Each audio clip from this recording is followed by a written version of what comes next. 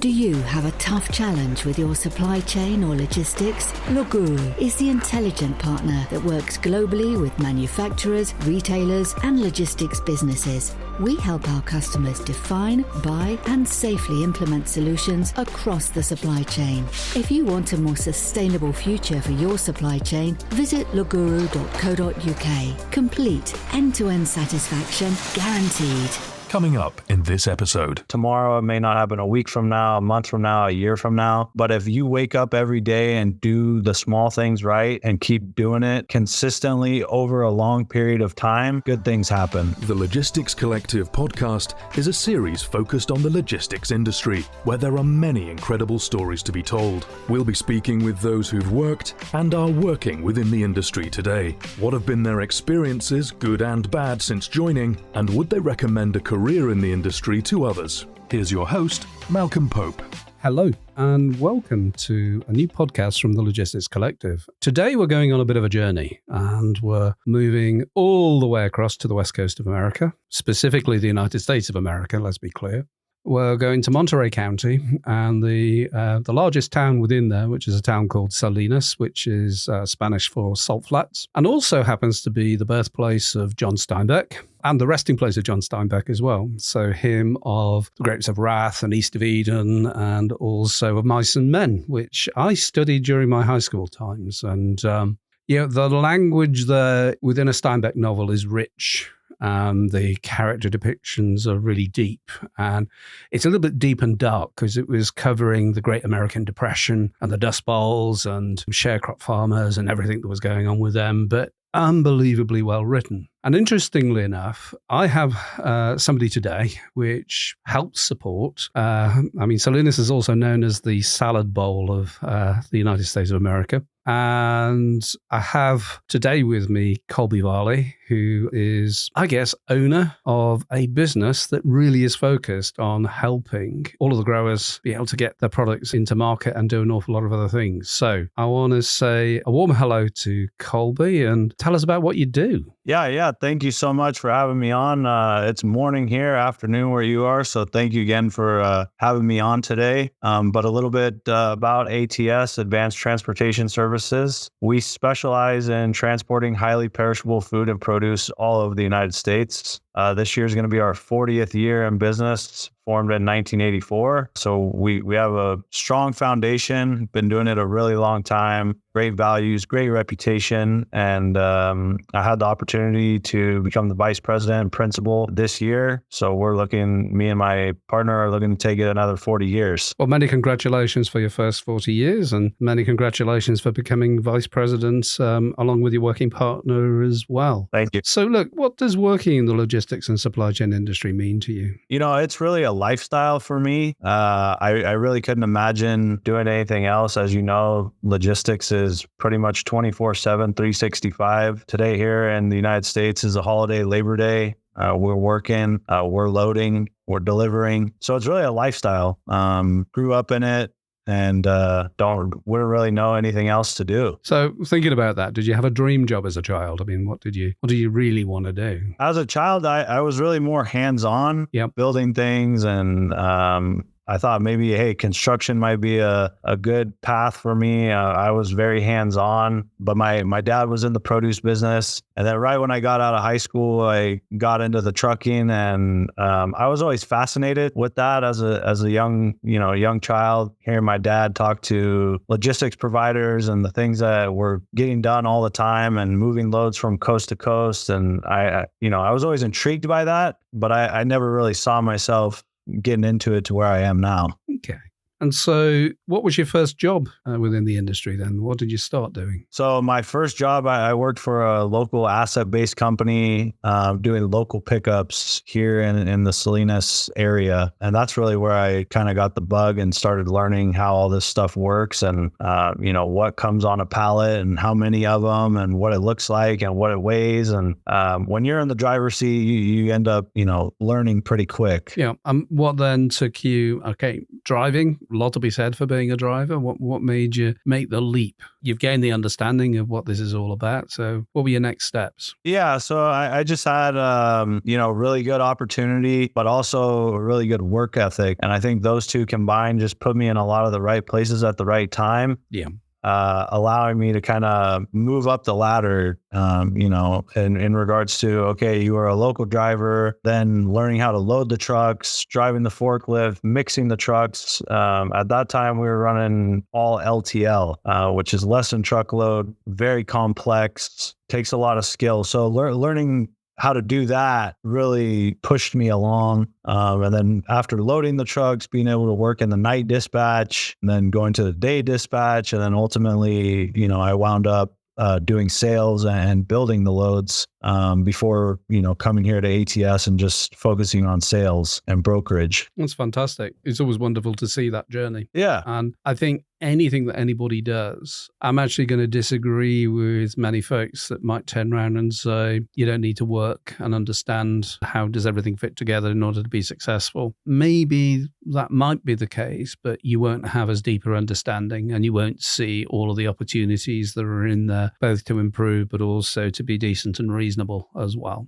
I think that's important. Yeah, absolutely. 100% agree with you there. And it gives you a better, like you said, understanding, and you're able to solve problems for both your customers and your carriers a lot more efficiently. And also you have, a little bit more empathy on both sides, for the driver and for the customer. Because, being a driver, you get to experience sometimes unfortunate things that do happen. And at the end of the day, everybody's human. So being able to be in each role gives you a much better understanding, and you can convey that to both sides. Absolutely 100% support you there. It's the right thing to do. We're all just trying to scrabble around making a living on this big old spinning blue ball in space. So I think that for me is the really key. Be kind, respectful, and decent to others. So Colby, when is the best time of day for you to do your work? What's your favorite time of day? I'm an early bird. That's when I like to get a lot of, my more important things done here in California. If I can get going around 5 a.m., that's prime time for me. Unfortunately, it seems like it never really ends. It doesn't matter if you get out of the office at 2 or 3, the phone's still going to ring, but that's the job that it is. And I'm okay with that. But seems like if you really want to get some quiet time or some, like if I'm working on rates or something that really is going to take my attention, the earlier the better. I say I'm at the opposite end of that. And yeah, I started my career in logistics and supply chain by being a production planner. And I tried it both early and late. And what I actually understood is that there was a night shift that was going to do its merry old own thing if they didn't get a lot of good instruction. Yeah. So I used to look for the latest lay of the land, and then I would issue, plan A, plan B, plan C, plan D. And the reason for that is that back in the day, you didn't have a telephone next to your bed. You had one that was a long way from your bedroom down in the hall. And I lived in a big old cold house, and I didn't want to go down those stairs at 3 o'clock in the morning to go and talk to somebody to say, well, what do we do next? But it's absolutely fine. I admire anybody that can have the joy of getting up early.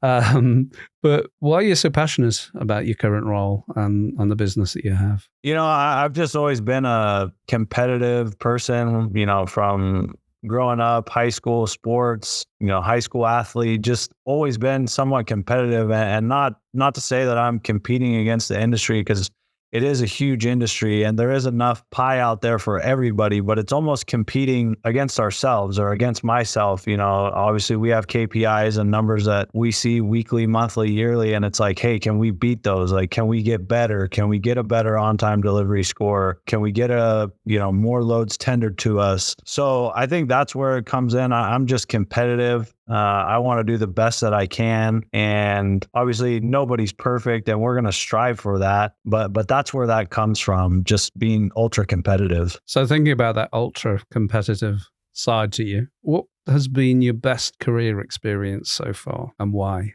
Best career experience, I would say that good things do happen. If you're doing the right things, it doesn't happen overnight. It may not happen tomorrow. It may not happen a week from now, a month from now, a year from now. But if you wake up every day and do the small things right and keep doing it consistently over a long period of time, good things happen. And I couldn't say that I put, a finger on exactly one thing, because all the great things that have happened, it's a combination of a lot of small little things happening to make, where we are today. Doing the small things correctly every day.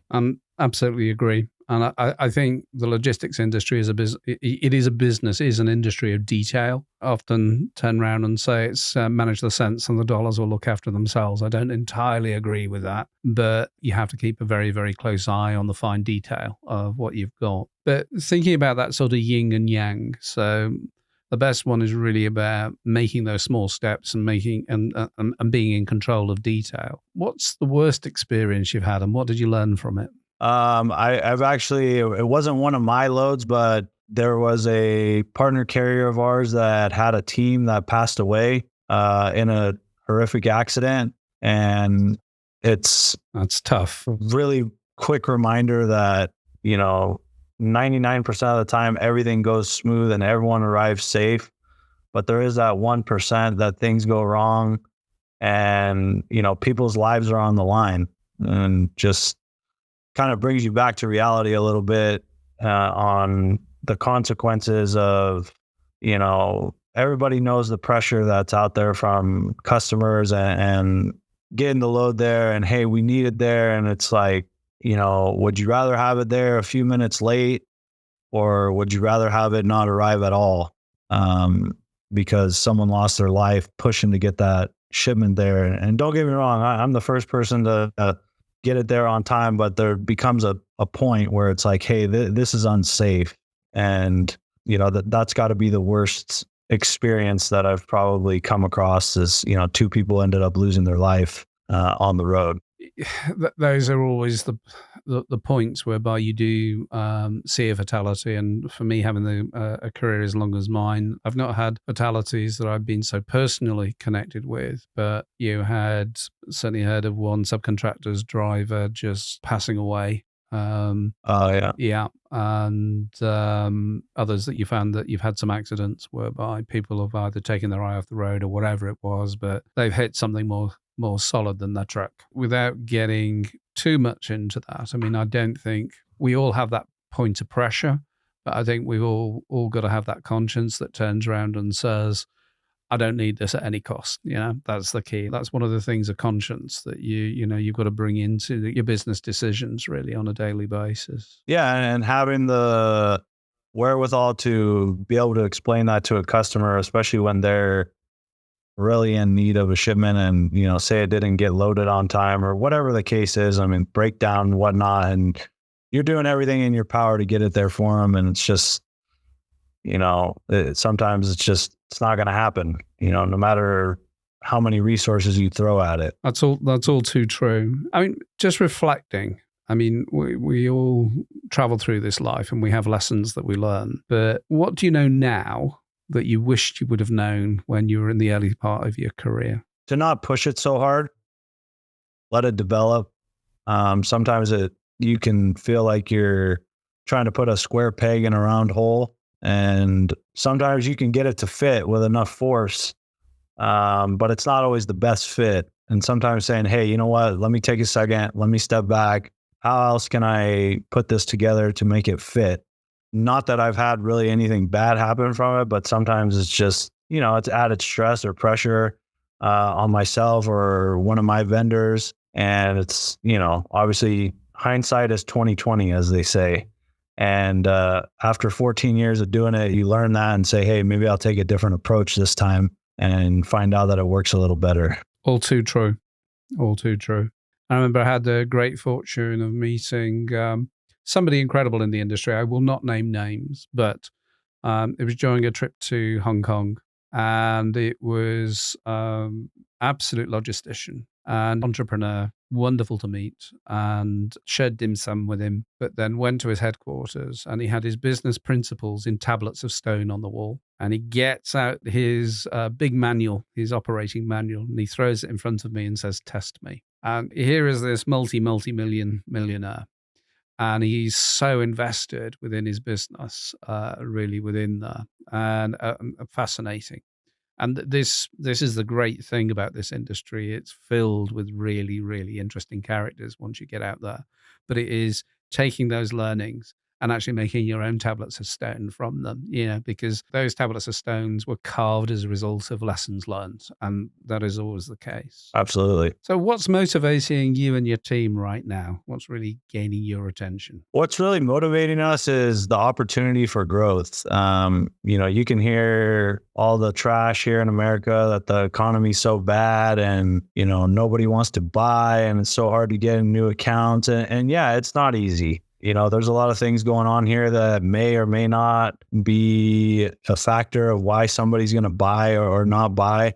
But sales is just presenting a new idea to someone and some change. It's really not much more than that. And if you're okay with someone telling you no, there's plenty of people in the world. All you can do is present your opportunity and move on. And we've found that, with what we're doing here, there's opportunity for growth and the team sees it and everyone's doing really well and really happy and just standing by what we believe in and what our niche is. We're not trying to go into any other market that we're, not an expert in. We're really trying to just buckle down on the highly perishable food and produce, do really well at that. And the results are speaking for themselves. And so in terms of your business, you're really, in theory, you're non-asset based and you are acting as a control tower. Correct. Really, in order to be able to get your customers' produce really around the USA with multiple partners that you're actually working with. And so that's what you're doing. Yeah. Ultimately, at the end of the day, there's only a few things that are going to separate us. Obviously, number one is probably communication. How well do you communicate? How easy are you to get a hold of? How easy is it to track a shipment with you? Those are probably the top three things that we talk a lot about. We're not looking to be the cheapest guy out there. There's definitely a value when you come and work with us, and that's on both sides. We're not looking for the cheapest truck either. We need a carrier that is going to pick it up on time, deliver it on time, and communicate from point A to point B. So, those are kind of the factors that really separate you compared to anybody else. Sure. And if I would ask you to have a think, let's say I was your customer or potential customer to you, and I've maybe got one of the big companies that I could go to, the ones that are listed on the New York Stock Exchange or whatever. What would be the difference and the positive difference from your perspective of me working with you rather than working with one of the really big providers out there? Honestly, it's the personnel, right? It's you working with us. You're going to be known on a first name basis. Your customer ID is not a number. All your shipments are important to us. You can call in and you want to talk to, one of my sales assistants or you want to talk to me. You're going to be able to talk to whoever you want. It's not, I'm the salesman and then it goes to an ops and then it goes to carrier rep. And there's nothing wrong with that model. We just feel that we can provide better service to a customer with a cradle to grave style model. And we're big enough to where we can really do some damage, but small enough that it's boutique style and the customer really feels like they're getting a value. And there's a big amount of truth there in terms of, even from my past, in terms of looking at solutions that I've bought. And one of my key rules is I always want to place business with a company that actually really wants and values the business I'm going to bring to them. And I'm not just going to be another number. Yeah. And that's an opportunity for the small to medium-sized businesses out there to grow. But it's also an opportunity for the big players not to get completely absorbed by, the really enormous contracts, to say you've got to be able to work with some of the smaller customers out there and do that very successfully.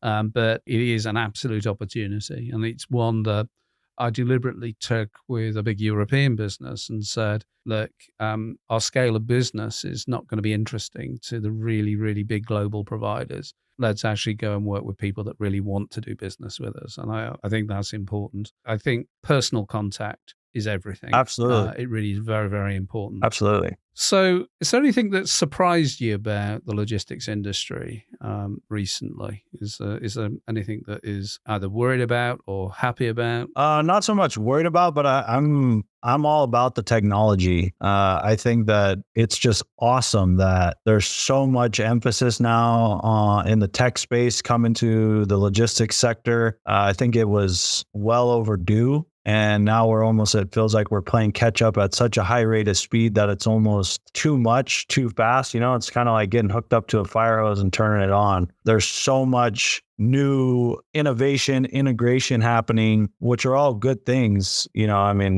If a customer wants an update every 15 minutes via EDI, we have the capabilities to do it now. That's just incredible. So I know there's going to be more to come, and I'm excited to see what other innovation comes out that's going to be helpful. But I think that's probably one of the most intriguing or best things that I've seen in the industry is the amount of technology on the forefront. Everyone's trying to get better. And that's the main goal for us, at least, is how do we get better? How do we provide a better service to our customer and to our carrier? I think you're absolutely spot on. I think the key in terms of the technology within there is to really look at it to ensure that you're not getting functional overlap. So how many different systems do I need to buy in order to be able to get the actual solution that I need? And am I paying more than once to get duplication of functionality within there? And I think quite often, the tech industry needs to go and have a long, hard look in terms of its customer base to say, well, okay, what is really on the ground really within that? But I do agree that the digitization of the logistics industry, arguably it's been underway for 40 years. But the truth of the matter is it's only beginning to gather what I would say the sort of pace that it's needed in the last 5 or 10 years or so. To be honest, I see entrants like Amazon coming into this, which is forcing an awful lot of logistics businesses to digitize and to actually raise their game in this area. I think that's interesting. It can be a challenge, but it's also every challenge has an opportunity, really within that. Yeah. If you weren't working in the logistics industry and you could start another business tomorrow, what would it be in? I saw something when I had the opportunity. I got married 2 years ago. Congratulations again. And the wedding space is just insane. So I think if I could pick something and do it all over, it seems like maybe the wedding venue where you have a place that people come and rent it out. That was just, obviously we looked at multiple options, and like everyone does, you look at where you want to get married and seeing the price points and, what people are charging and what you're getting. It was just, and these places are booked every weekend, every year. And it's like unbelievable, and you think about having a wedding on the back of a truck then that, you can just drive your wedding to these wedding venues, for what they're able to charge. And, they're basically just providing you the space and you got to bring everything else in. But I think that's a business that's not going anywhere. People are probably going to continue to get married for as long as we walk the earth. And I think whether it's a good economy, a bad economy, doesn't matter who the president is, people are still going to get married. I think it's pretty much a recession-proof type business. The pricing might fluctuate depending on, how the economy's doing. But for the most part, I wouldn't see that business going anywhere. Like it seems like a solid business. I can't disagree with any of that. I think the USA is a fabulous country, and I think it's had many great days before, and it will have its best days without a doubt to come. It's for you folks to make your decision in terms of that, and I'm going to declare zero opinion in public in terms of what I think is either best or otherwise for you as a nation. It's not my place really to do that, but I have a lot of relatives in the USA, and we did that normal thing of we were bad immigrants. We got stuck around or near Liverpool, and so there was part of the family that had a liner ticketing agency and baggage handling agency. So and there were immigrant agencies really within there. So we possibly helped a whole number of people in the USA in terms of that part of the family to be able to actually land in there. And my apologies to your indigenous population as a result of that. has as well. But hey, Yeah. what's the biggest challenge that you think you have in front of you? Biggest challenge I think in front of us is, I think finding good people. It's not easy. Luckily I've had the opportunity and the staff that we have and the kind of ecosystem, I guess you could call it, of who we're working with on both our customers and our carrier side. They're all really good people. And obviously the goal is to grow and trying to find great people that can fit into that ecosystem without kind of disrupting what's already there. Obviously nobody wants to ruin a good thing, and trying to find great people to add to that ecosystem seems to be, really difficult. Obviously there's no one place to find great people, right? And it's like, there's no manual for that. There's no textbook for that. So I think that's one of the hardest things for me, at least moving forward, is continually to find great talent that is going to mesh well with the talent that we have. And I'm absolutely clear that the logistics, the trucking, the transportation industry can offer great and reliable incomes and progression as far as people are concerned. And sometimes it doesn't get considered. Did I consider it when I was in school? No, I didn't. And I actually regret that I didn't. But the truth of the matter is we were doing a really bad job at saying, okay, there's this incredible industry that magically, and it is like magic, it delivers everything when you need it, in the quantity that you need it, for most of the time, at a pretty damn low cost. And actually it makes everything happen. So why wouldn't you want to be involved in something that is, as magical as that is? I think we need the best minds to come into it that really do think about new future, because I think we have some challenges. I really do. So coming to that future, I would like you to perhaps consider going into the fortune teller mode now. And if I was asking you to think about what do you see as maybe the next 5-10 years or so for you and your business and maybe the industry overall, what's your prediction? For the industry overall, looking into the crystal ball, as I say, I'm looking for a better market for our carrier group, something that's a little bit more sustainable, a little bit more even keeled. Obviously nobody has control, but the violent upticks and the violent downturns are really bad for everybody. They're not great for, the customer or the carrier. I mean, obviously on one side or the other, somebody's taking advantage of that uptick or that downtick, but something a little bit more constant, consistent, even keeled, I think would be better off for everybody. So that's what I'm looking for the industry. For us here at ATS, we're looking for small, consistent, structured growth. I like to use the crawl, walk, run approach. There's really no better way, in my opinion, to grow your business. Landing a new customer, I always try and start small. Like, hey, let's show you what we're capable of, how we do it, how we operate. And that way we can understand what you need as a customer and go, let's say, from 5 loads a week to 10 loads a week to 20 loads a week. Rather than starting us off at 20, we're not able to provide the service that you require. We're not giving you what you need, updates or whatever internal system, whatever standard operating procedure you require. That to me is the best way forward for the growth that we want. Small, consistent growth that is measurable and it's achievable, right? Because for every load that you add, or for every amount of loads that you add, we're going to have to start adding staff to manage those loads. And being able to roll that out slowly, consistently, while still maintaining the service level that we expect our customers to receive from us, I think that's the direction that I want to go. And it's sound for a small business to really look at that. And it really is difficult, because what we actually need to get best efficiency and best service is to have a smooth demand most of the time. And yet, for all sorts of reasons, whether it's the economic cycle, boom, bust, whatever it is, bull, bear, or indeed that we're looking at seasonal, so it's Thanksgiving, it's Christmas, whatever else. There are peaks associated really with that. There are some peaks that we arguably, we could control better.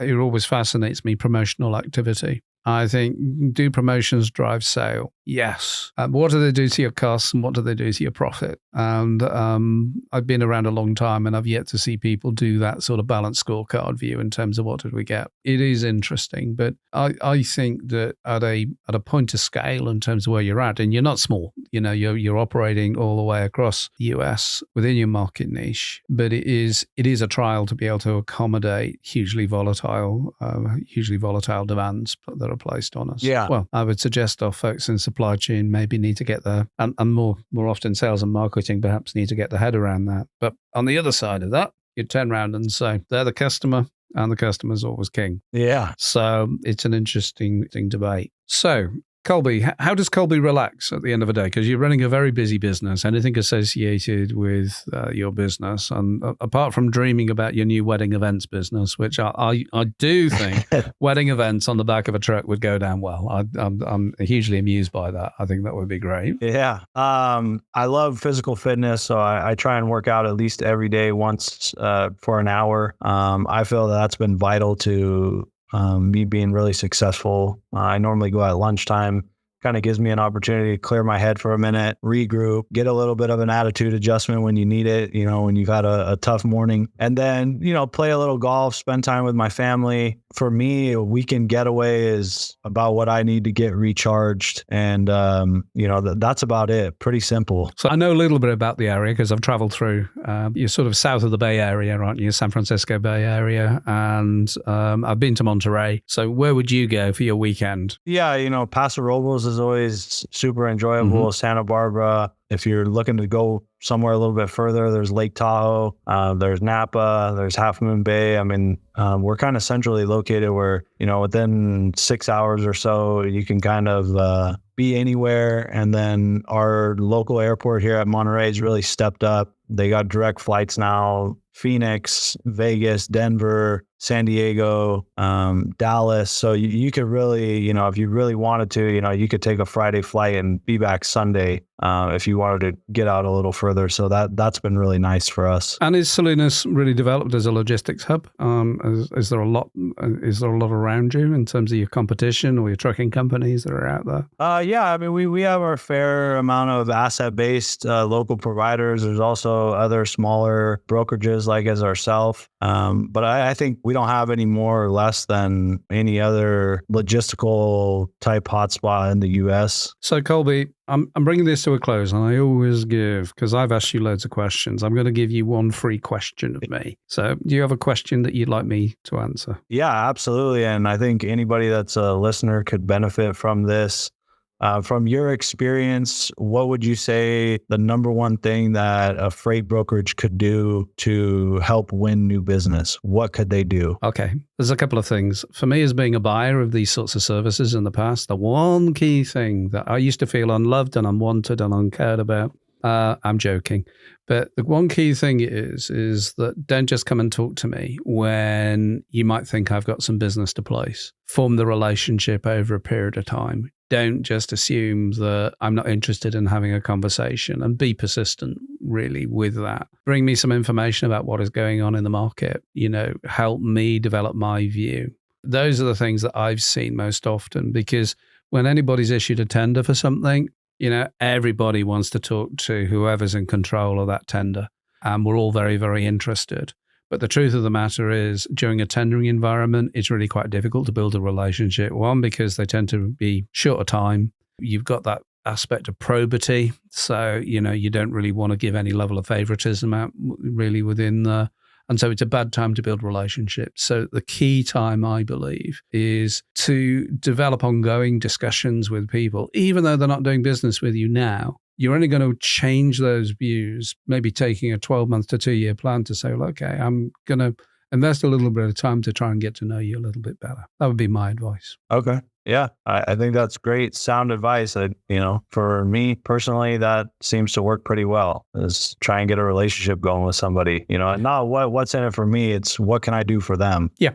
It really is. I mean, we're all used. I mean, I now run a small business. I'm used to hearing the answer no. And quite often the question I will ask, well, to help me in the future, tell me what would have made it a yes. Yeah. And those are the questions that I think are important to really ask and have answered. And the other piece of advice I would give anybody in this sector is understand your processes, map your business processes end to end. Yeah. And I would then turn around and say, if you're looking to automate, that will give you your blueprint to say, what can I automate and what shouldn't I automate? And I think that's really, really important to take that sort of end to end view would be my advice. Yeah. That's awesome advice. So, sir, thank you so much for joining us on the Logistics Collective. It's been an enjoyable conversation, although I'm probably overly focused on your new AWS business. So that's your advanced wedding services. No, you can't call it AWS because that'll upset Amazon. Yeah. But